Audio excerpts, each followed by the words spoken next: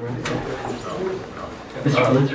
Chairperson, members of the board, we've received notification just in the last few minutes, and Dr. Bianco was kind enough to print this out for us, that ISO New England has filed a request with the Federal Energy Regulatory Commission to terminate the capacity supply obligation for Clear River Unit 1. We have copies of it which will hand out. From our perspective, that doesn't impact the ongoing process that we're dealing with here. Obviously, it'll be an issue of concern to a number of people in this proceeding. So I just wanted to make sure that as soon as we knew, you knew, and also I had committed to Mr. Elmer some weeks ago, I believe, that as soon as we did receive any notice like this, there was some expectation, I think at least on his part, that we might, because the way that the ISO tariff works, after you've covered your obligation for 2 years, ISO does have the discretion, and that has occurred here, ISO does have the discretion to seek permission from FERC to terminate the CSO, and that is in fact what they have done. So thanks to Dr. Bianco, I do have copies of it. I haven't had a chance to read most of it yet. Other than it specifically presenting schedules. They put so it gets put the permit on the front pages and also the second one is just put it first one.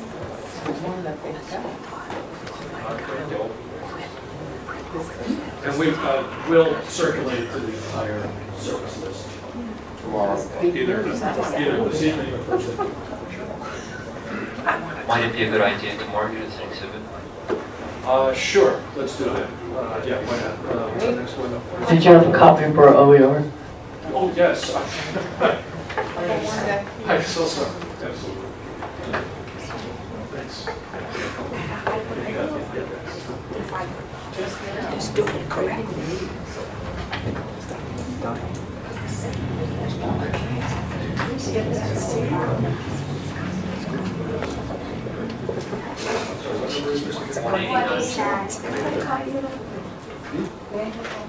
It'll circulate just a little while. Well, it never comes behind the wall when you pass out paper.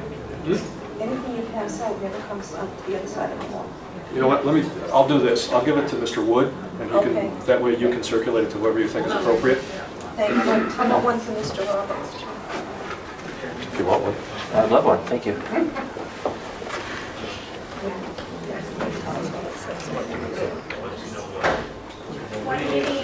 Okay?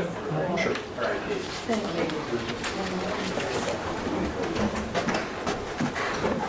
This just came through. What?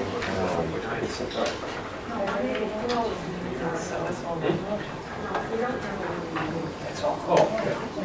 188 is the EC4 report. That's the only have the electronic version, and I'll circulate copies of it. It probably Thank you, Ms. Verde. it probably goes saying, and I'll do it before Mr. Elmer or Mr. MacElroy do, we'll move this as full, obviously. So. We have no objection. I wouldn't think you would.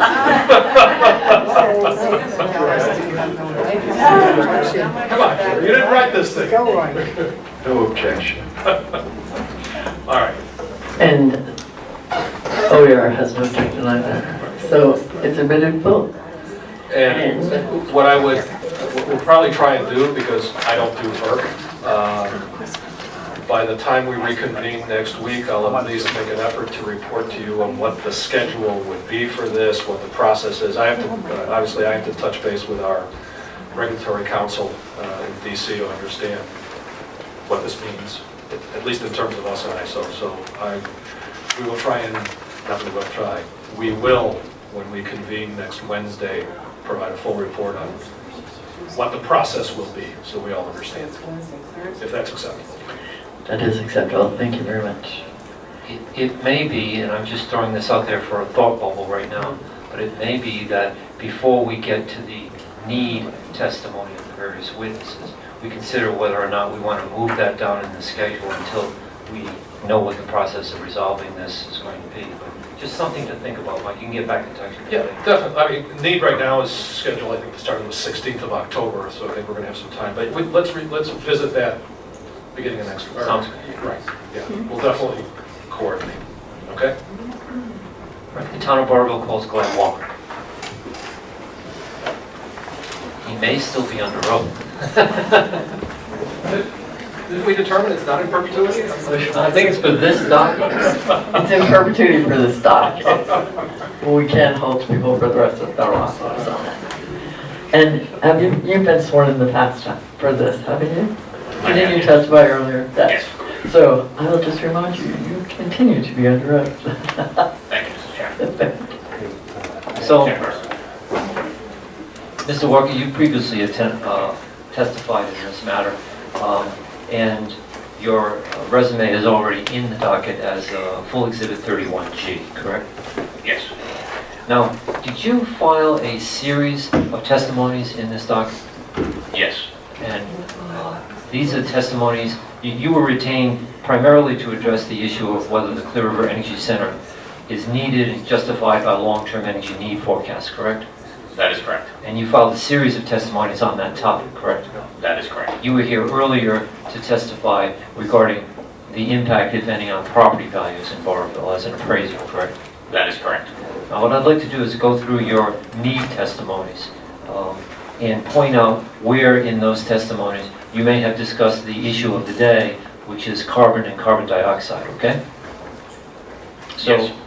as far as I can tell from my review, the first testimony that you filed on the issue of need is Barberville Exhibit 2, filed on March 2nd, 2017. As far as my review tells me, you did not address either carbon or CO2 emissions in that testimony. Is that correct? Yes. Your second testimony on the issue of need was Barberville Exhibit 3, confidential, and 4, redacted, filed on August 7th, 2017. And as far as I can tell, you addressed carbon and CO2 on page 2, lines 14 through 15, and page 23, lines 10 through 17. Is that correct? Yes, that appears to be correct. Your third need testimony was Barberville Exhibit 5, confidential, and Exhibit 6, redacted, both filed on September 27, 2017. And it appears you addressed carbon and CO2 on page 14, lines 13 to 22, page 16, footnote 27, page 16, lines 19 through 21, and page 17, lines 1 through 2. Is that correct? Yes.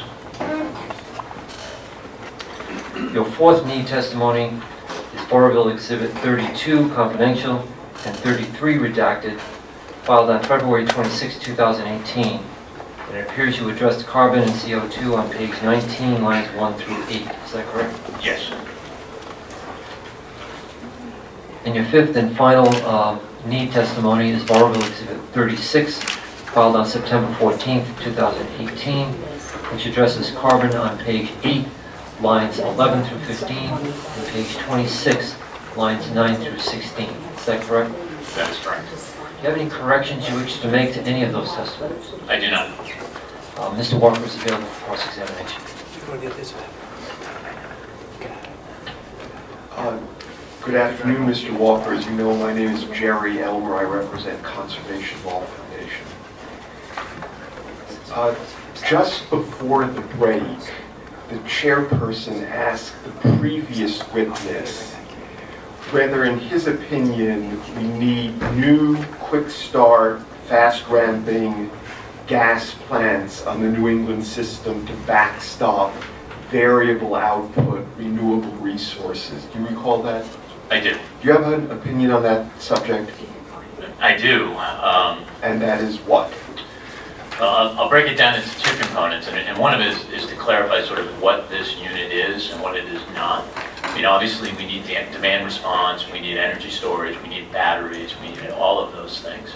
And then we do need quick start resources to backstop your intermittent renewables.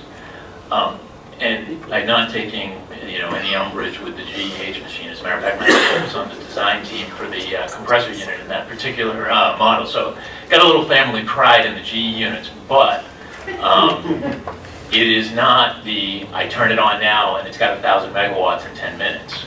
It still takes several hours for that unit to go from a cold start to full output, depending on whether it's been cold for 72 hours, depending on whether it's been cold for 8 hours.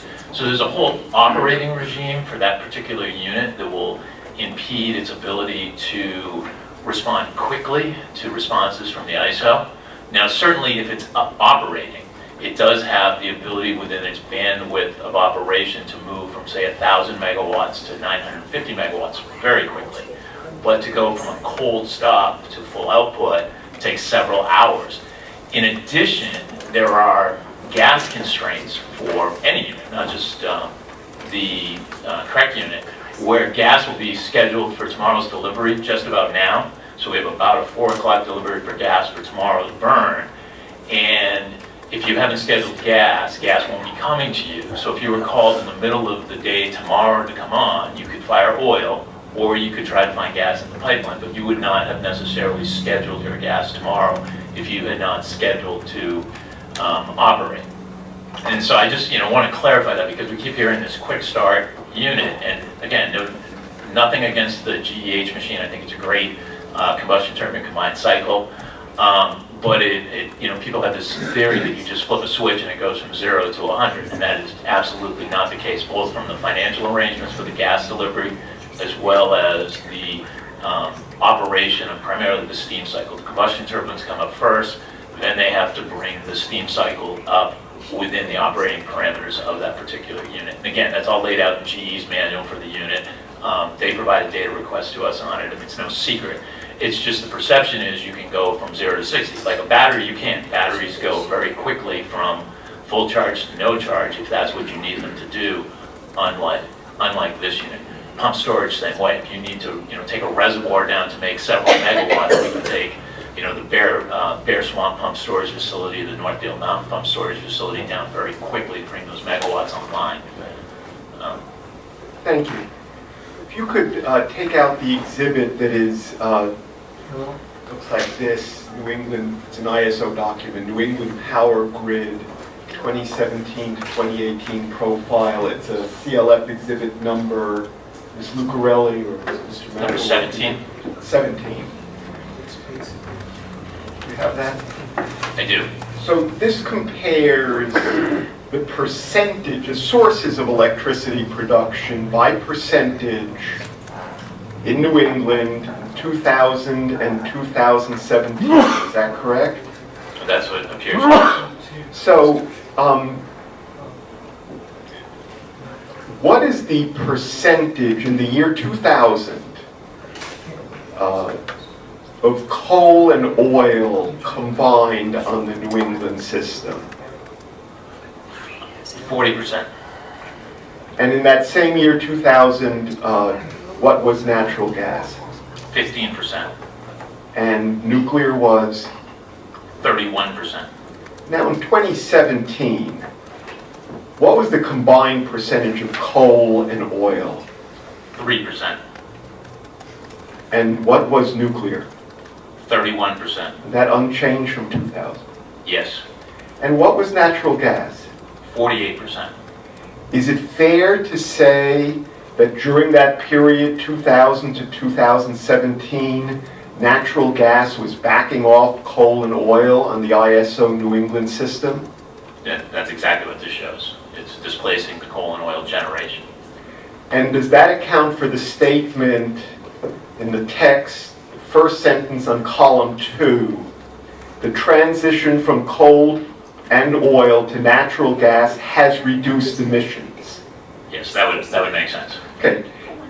If a brand new 1,000 megawatt gas-fired power plant were permitted by this EFSB to be built in the future, is there much coal and oil left on the system in New England to be backed off? No, there's only a few plants left. Well, let me rephrase that. There's only a few coal plants left to be displaced. The oil plants, there's still a fair number of residual oil plants, but they run insignificant amounts of time, 1-2% per year. Thank you. Now looking at the Energy 2035 document, yes, I think that's it. And I direct your attention to page 9. And if you would, also keep in front of you the previous document, the New England Power Grid Profile. On page 9, there's a chart in the middle of the page showing the 3 sectors that are responsible for carbon emissions in the state: electricity, thermal, and transportation. And under electricity, it says 98%. You see that? I know it's... Yes, that appears to be what it says, yes. Is it possible that that figure reflects a consumption-based method of accounting for emissions from electricity? No, here in Rhode Island, that would be the production here in Rhode Island, since most of your plants in state burn natural gas. Manchester Street, Tiverton, the Ocean State Power Plant in Burrowville, etc. So if you wanted to express what percentage of carbon emissions just from the electricity sector in Rhode Island came on a consumption base, what would that figure have to be? On a consumption base, it would mimic the New England ISO to some extent. It may not be exactly, but it would be a broader mix because your utilities are buying from a diverse group of resources across the New England states. So it's your testimony and opinion that although this chart here on page 9 doesn't say production-based, that is in fact what it has to be. That would make sense given the resources that you have here in Rhode Island for the production of electricity. Mr. Walker, what is your expert opinion on the impact that this power plant would have if it were built in the year 2050 on the ability of Rhode Island to reduce its carbon emissions by 80% over 1990 levels? I think that would make it difficult, if not impossible, assuming the plant was still running. Why? Just because you're adding that much more carbon generation in the state. Thank you. I have no further questions.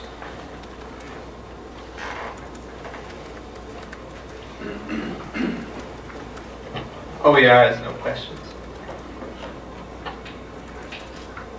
I have to express some gratitude to Mr. MacElroy for walking through all of the pages and line numbers, because I missed quite a few. If I could just have a moment. It was all stuck in between other things. Thank you for what you did.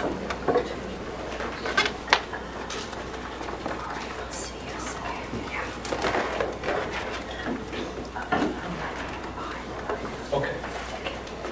I'll make a seat. How you doing, Mr. Walker? Doing fine, thank you. Good. Michael, I'm sorry. What's your exhibit number for this CV?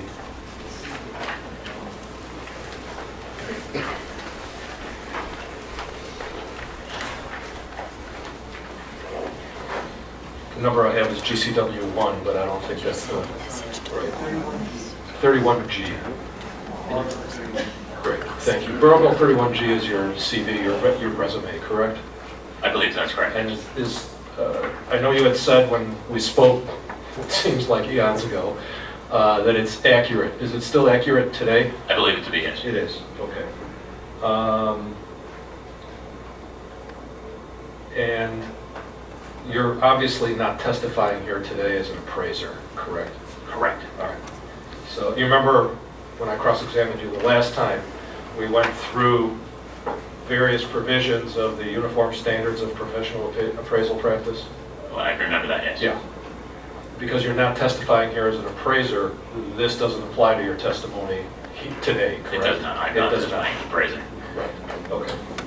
All right, now you said, I believe in response to Mr. MacElroy, that you have no changes to any of the multitude of pages and line numbers that he identified with respect to your testimony today. Is that correct? That is correct. All right, so let's go to August 7, 2017. don't recall the town exhibit number again, I do apologize. Okay. 3. Exhibit 3. And that was page 23, lines, well, you had 10 to 17 of this. On the copy I had, like it's 1 to 8. The one that starts with the question, have you also reviewed the testimony with respect to regional and local air quality? That's lines 10 through 7.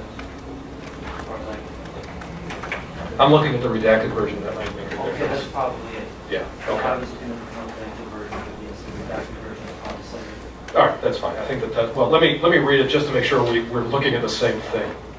So the question is, have you also reviewed the testimony with respect to regional and local air quality?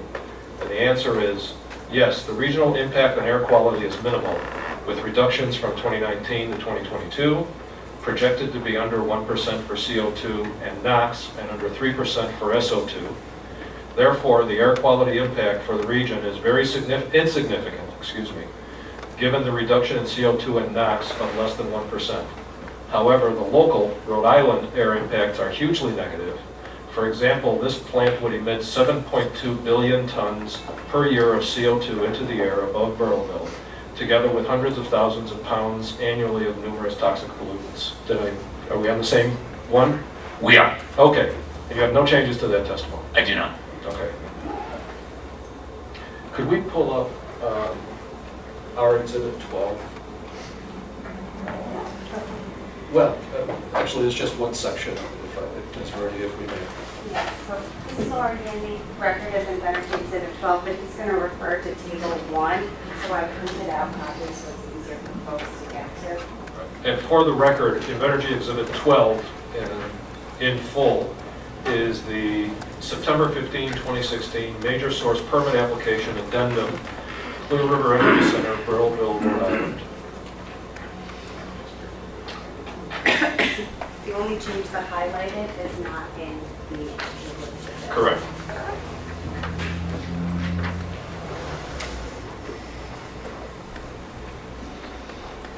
So going back to that testimony that I quoted first, Mr. Walker, if we may. Yes. Where did those numbers that you put in here, 1% for CO2 and NOx, under 3% for SO2,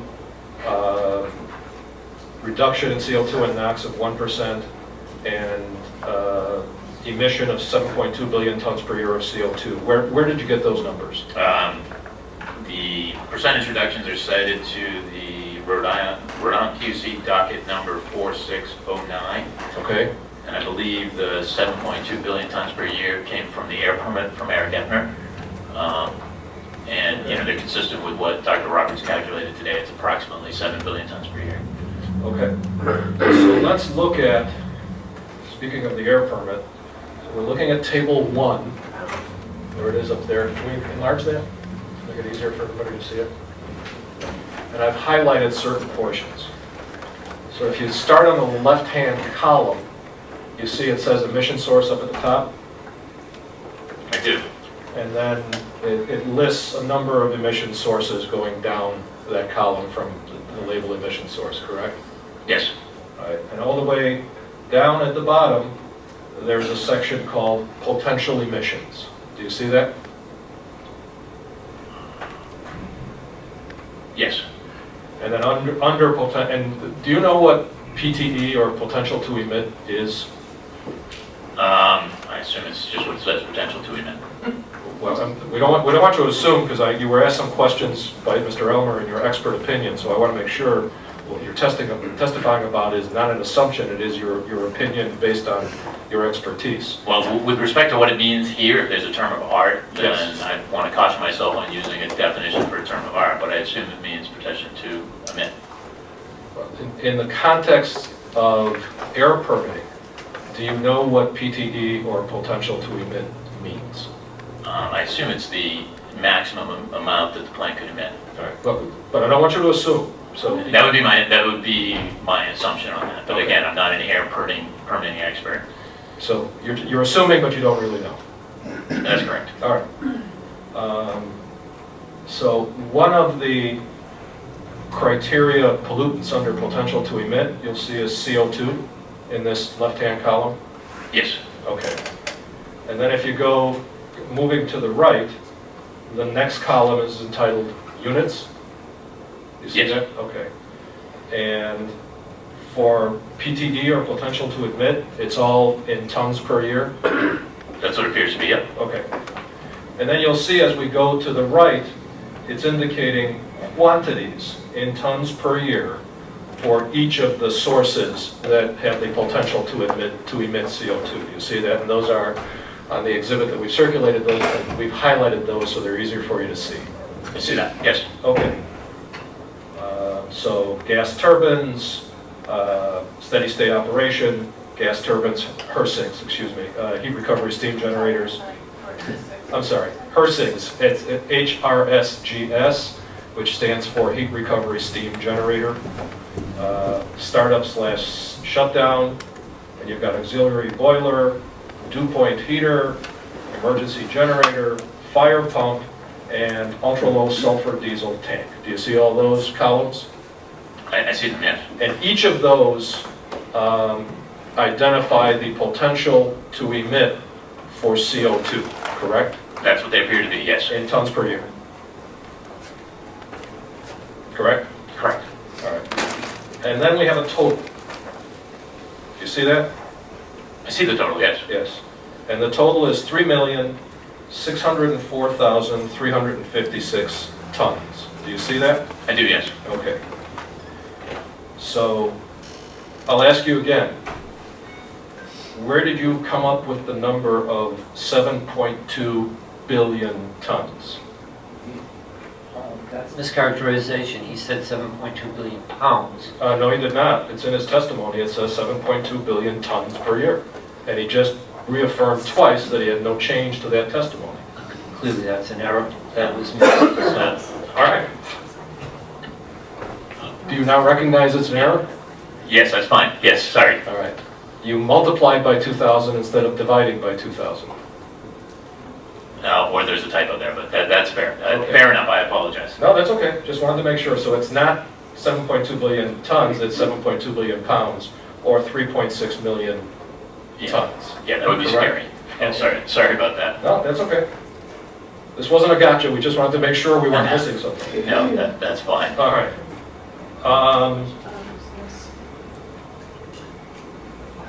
Now, the next one is the September 27, I think is a surrebuttal. That's Town Exhibit 5. Could we just take one step back and correct that part of his testimony? Of course. If we could correct the docket copy. Well, there's a confidential and there's a redacted. Yeah, three. Barberville 3 is confidential, Barberville 4 is redacted.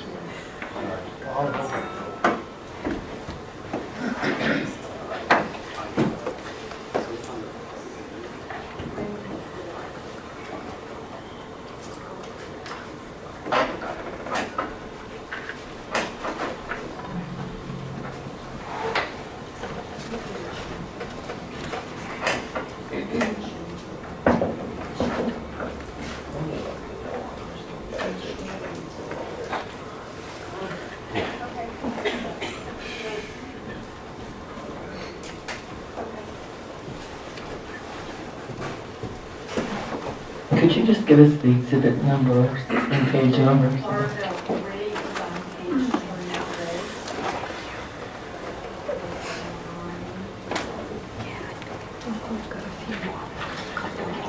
It's line 15, it should million tons, not billions. Yep.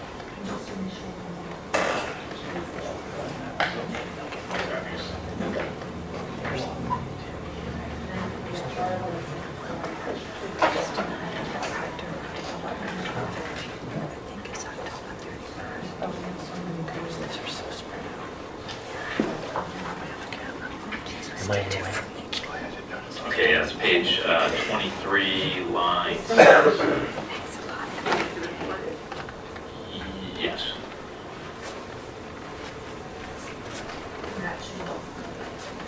Correct.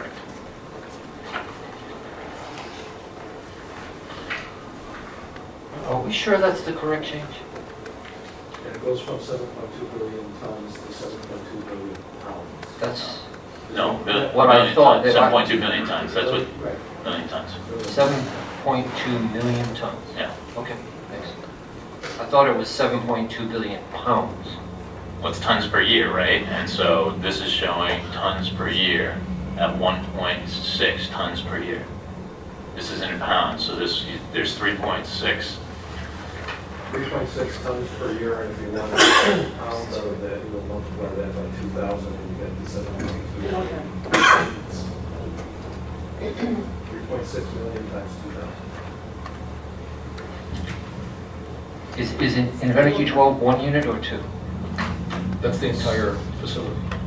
And I'm still confused. Yeah, I'm still confused. Are you going to change the word billion to million, or are you going to change the word Tons to tons to pounds? That's all I Tons to thought. pounds. Okay, then I we thought did we wrong. were changing the word tons to pounds. That's it. Correct. Yeah. Tons to pounds, okay.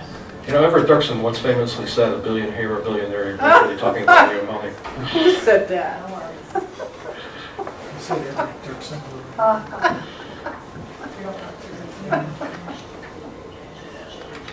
What's that blazer? Just made We on the same page? Yeah, we are. Okay.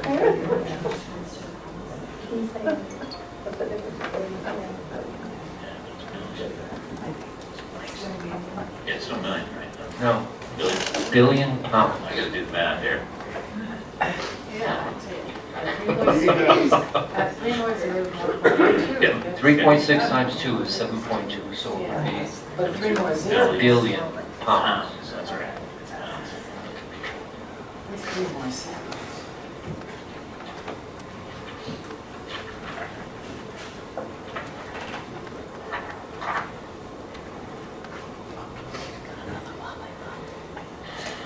Okay, there we go. All right, thank you.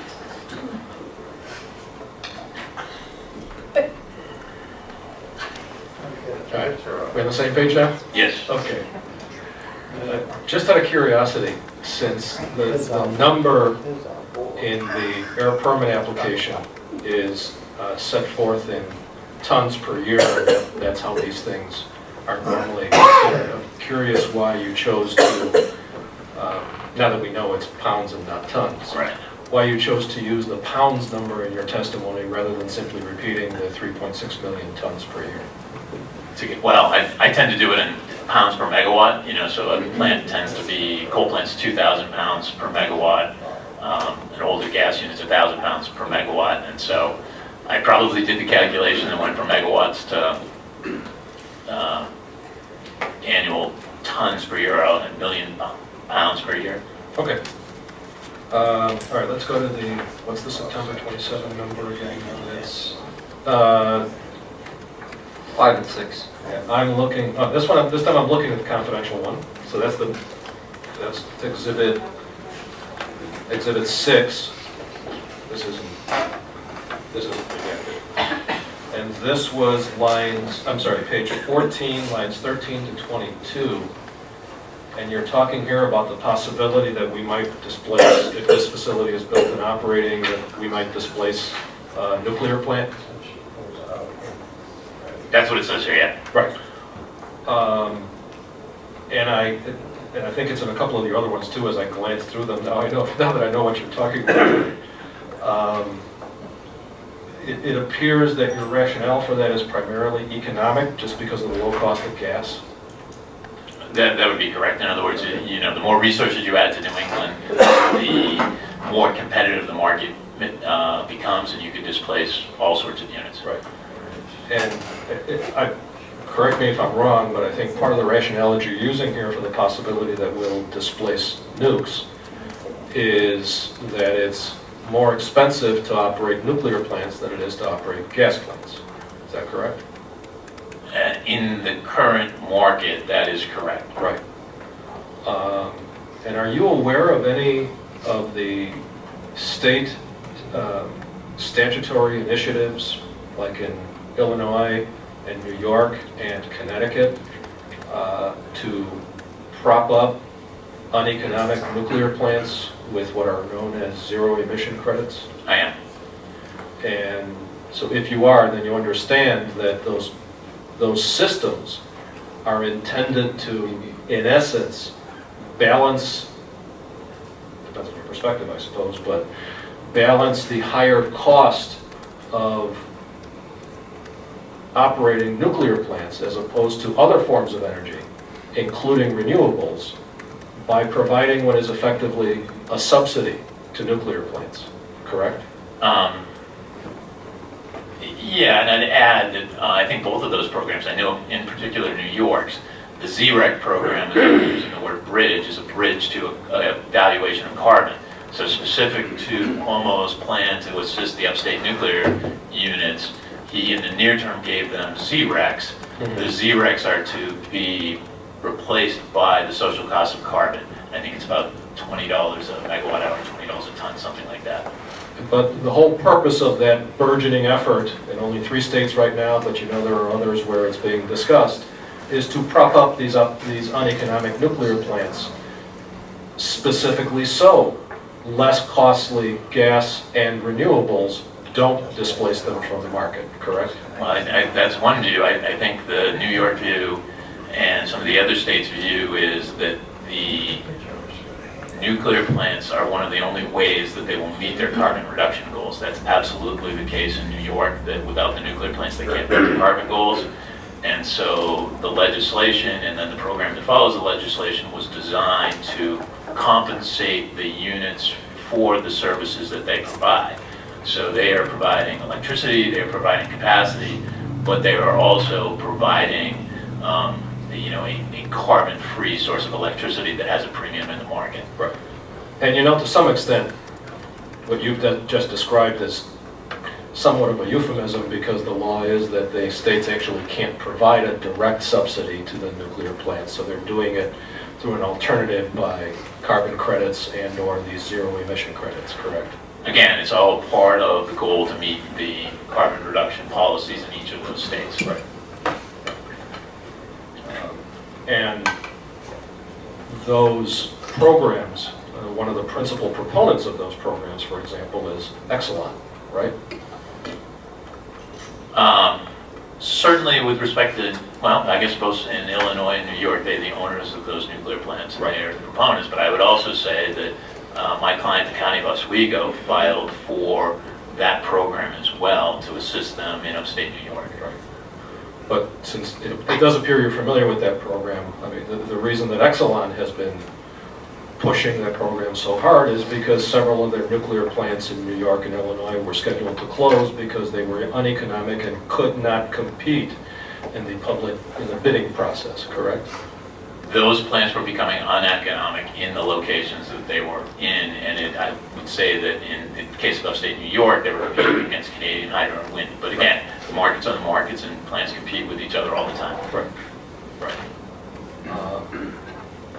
And just to take it a step further, obviously, there's a move afoot now with the administration to provide the same type of relief for coal plants. You're aware of that, right? That was at least the first attempt at that was Energy Secretary Perry tried to institute that in this administration. That was one of the first efforts of this administration to do that. I believe FERC shot that down unanimously, but that was an initiative, absolutely. Right, and Perry hasn't given up, has he?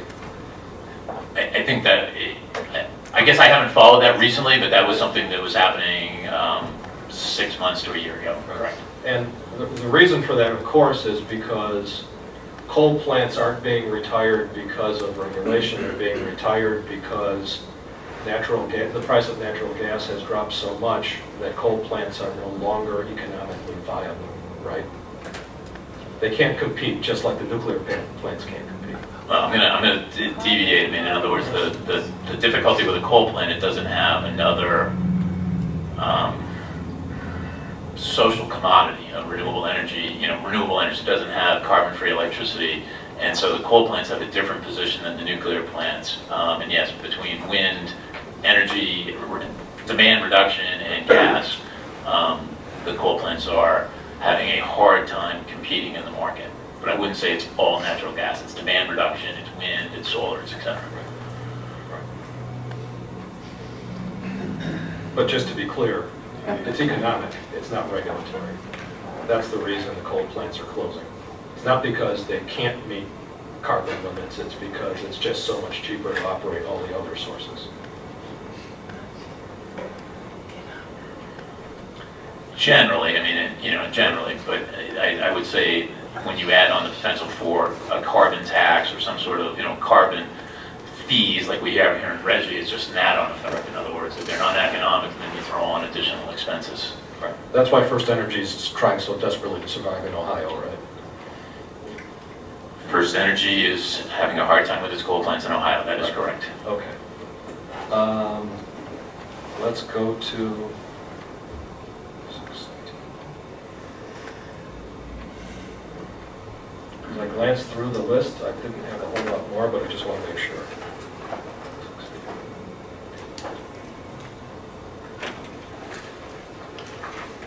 Chairperson, I gather that you said earlier we had to adjourn at 4:15. At 4:10, we could hear some administrative matters. I would appreciate it. I have maybe a couple minutes left, that's all. Let's see, the next one was on page 16, Mr. Walker. 19 to 21, I believe Mr. MacElroy identified, and then 1 to 2 on the following page. And I think this is what we were just talking about, wasn't it? To some extent, yes. Yeah, this is this whole discussion about propping up nuclear plants in some fashion, correct? Compensating them for the products that they provide to the market. We're not on the same side as Exelon, so I use propping up, but that's okay. Let me see, the next one, the 22618. 226,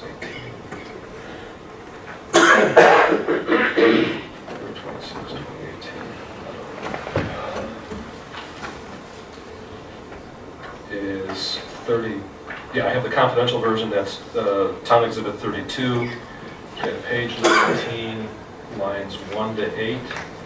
Is that correct? Okay. Yes. Okay.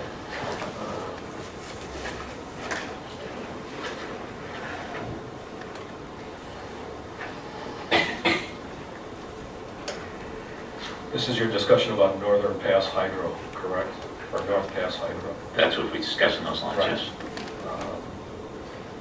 That one's had some permitting issues, correct? Correct. Okay. Do you know its status as of today?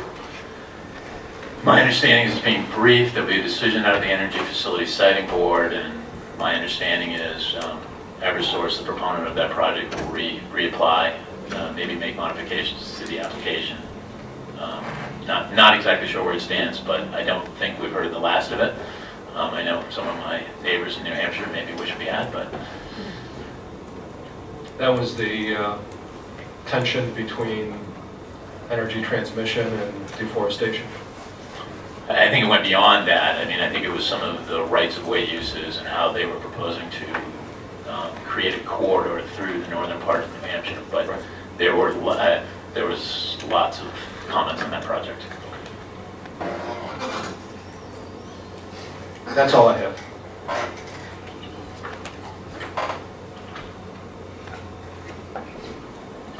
Any further questions?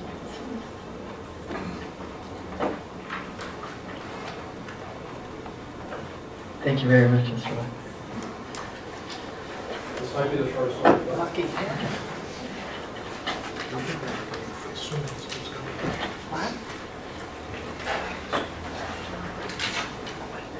And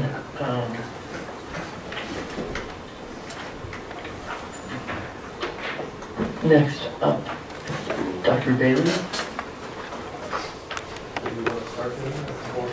How long? How many questions do you guys have? How long do you expect? It's up to the, I think it's up to our the town and CLF. We don't have, we actually want to introduce this successful exam, just to confirm that they change it. CLF has no cross-examination of this witness. Okay. That would be appreciated, because I think he did fly from, I know, I don't want to make him I agree. sit here all day. And I'm sure you just had it like all the time. Yeah, there, it just. Could you swear the witness? I have not.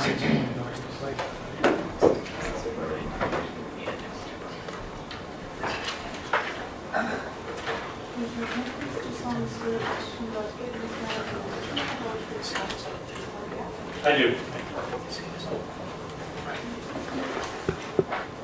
Good afternoon, Dr. Bailey.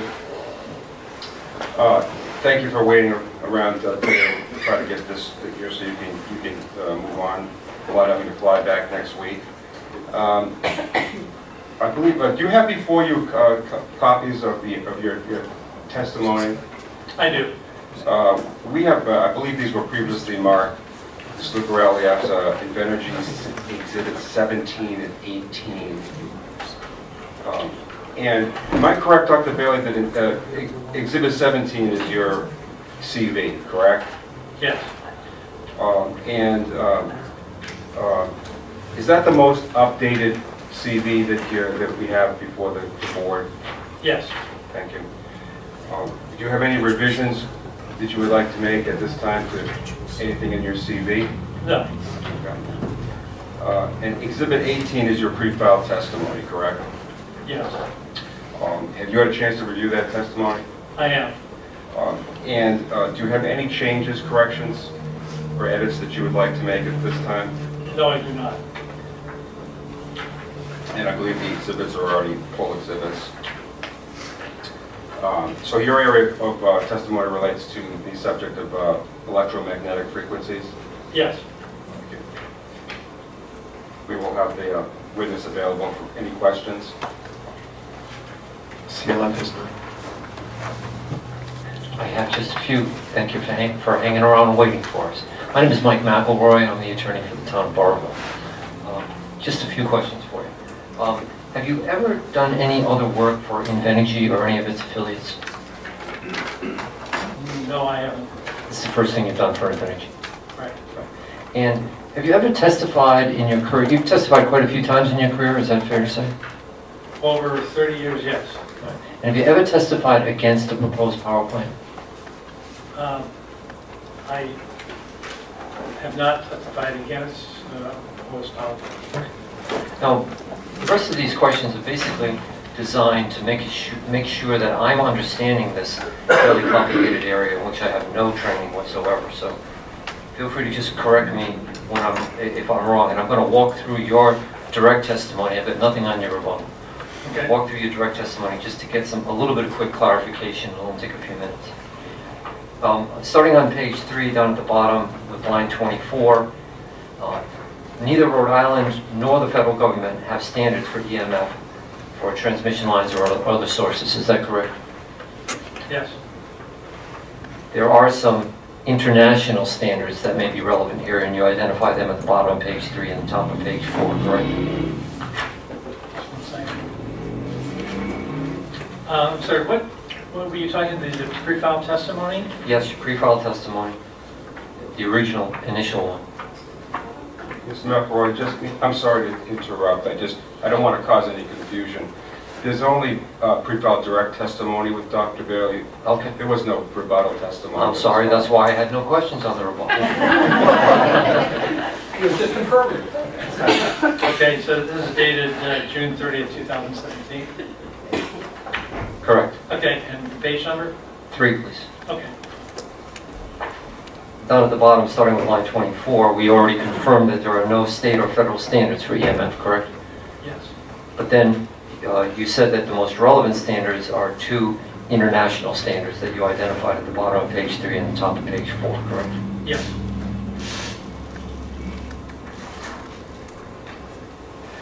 Now on page 6, starting on line 1, you stated that both the existing and the proposed transmission lines, and you know the proposal is to build another line alongside the existing one, correct? Correct.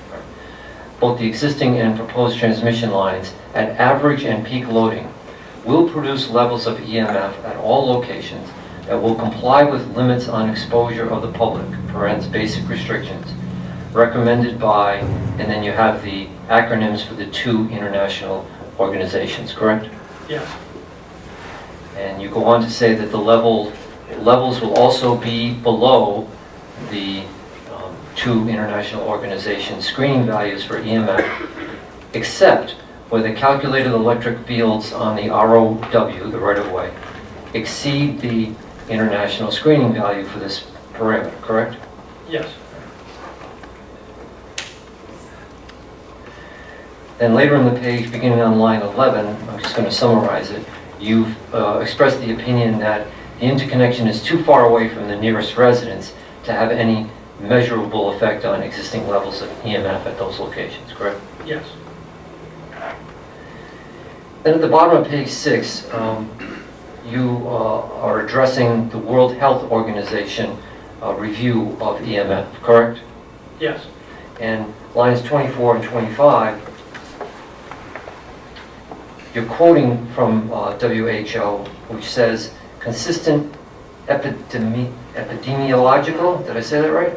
Yes. Evidence suggests that chronic low-intensity ELF, brackets, extremely low frequency brackets, magnetic field exposure is associated with increased risk of childhood leukemia. And I'm at the top of page 7 now, starting on line 1. However, the evidence for a causal relationship is limited, and therefore exposure limits based on epidemiological evidence are not recommended, but some precautionary measures are warranted, end quote. Is that correct? Yes. Then on page 7, beginning on line 7, you state that the current perspective of the World Health Organization, which is apparently listed only on its website, is, quote, the WHO concluded that current evidence does not confirm the existence of any health consequences from exposure to low-level electromagnetic fields, correct? Yes. Do you know if that's been published yet anywhere except on the website?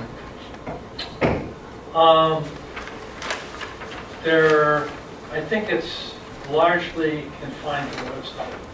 There may be some other presentations of it at WHO meetings or presentations, but I think the principal source that I rely on is the website. Do you feel that's their current position and it's accurately stated and backed by the science? I do. I have no further questions. Thank you. Does anyone else have questions for this week? No redirect. Thank you very much, Dr. Reed. It's 4:10. We appreciate you having to sit around on that. And thank you for being here.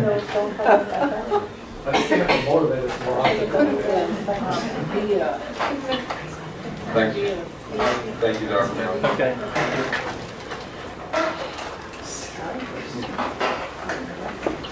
All right, and our next witness would have been Mr. Carter, but I don't think we have enough time for him today. Sorry, Mr. Can I throw something out very quickly, Chairperson?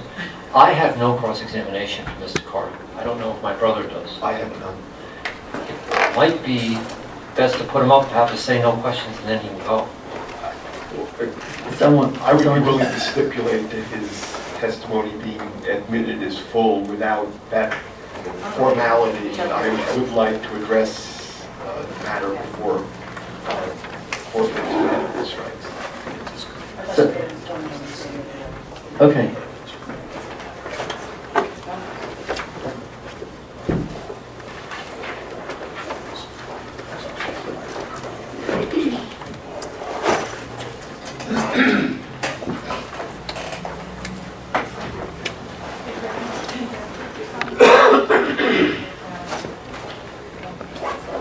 I do.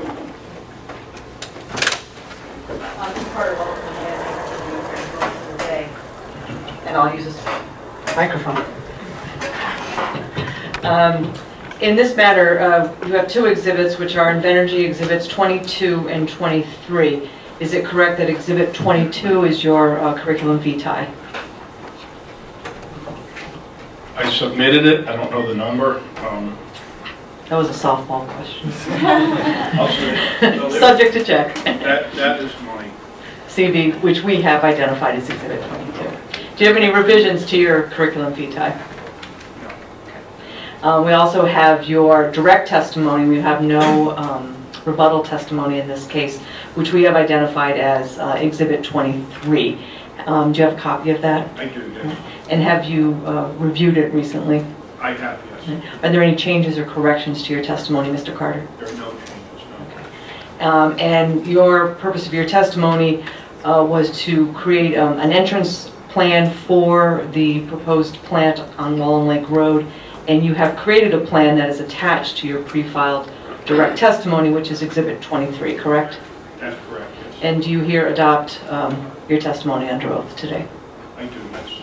Mr. Carter is available for questions if anyone has any. CLF has no questions. Barville has no questions. OER has no question. Very well. Congratulations. I think that went faster than Mr. Mr. Carter wins. Thank you very much. Thank you so much. All right, we have less than 5 minutes left, so Mr. Elmer, your microphone. I can do this in less than 5 minutes. 3 things very briefly. First, CLF thanks Invenergy in general and Mr. Glazer in particular for the alacrity with which they shared today's ISO letter. We're very appreciative. Second, the board will note in the first sentence of the letter that ISO filed this under Section 205 of the Federal Power Act. That's a fact that will become important as we look at the letter later in the hearing. Third, I think it would behoove council, and CLF is certainly eager to do this, for council for all parties to confer before the EFSB meets again next week. In the event that Invenergy does not, of its own volition, withdraw its application based on the new information, CLF will certainly ask the board for time for the respective experts to submit supplemental testimony as to the meaning of the letter. The EFSB did that a year ago when Turbine 2 was merely disqualified from the auction. We now have a disqualification of an existing CSO, a step that the ISO has never taken in the 21 years of its existence until now. Council, I'm sure, will confer between now and Wednesday, and at least we'll need time to address this in the event that the application is not withdrawn. Barville joins in CLF's requests. Note the date and time. I'm about to agree with something that Jerry Elmer said. We will confer before Wednesday. We'll try and set up a conference call as soon as possible. But I think at a minimum, as we did recently with respect to the need testimony, which was the supplemental materials were filed last Friday, as I recall. I think that's probably a very good idea. If we do nothing else at all, assuming we decide to go forward. And I think we're not starting need until the 16th, I believe. We start need on the 16th. If you want to file new testimony, otherwise you can withdraw the need testimony that you filed and file one document that contains all of the testimony. We'll work that out among ourselves, but again, don't take this as a pattern, but I agree with Mr. Elmer. I think that's a good idea. Council will confer in the interest of judicial economy for all concerned. Yes, absolutely. Very well. Then I believe we have nothing more to do today, and we're actually finished the minute early, so thank you very much.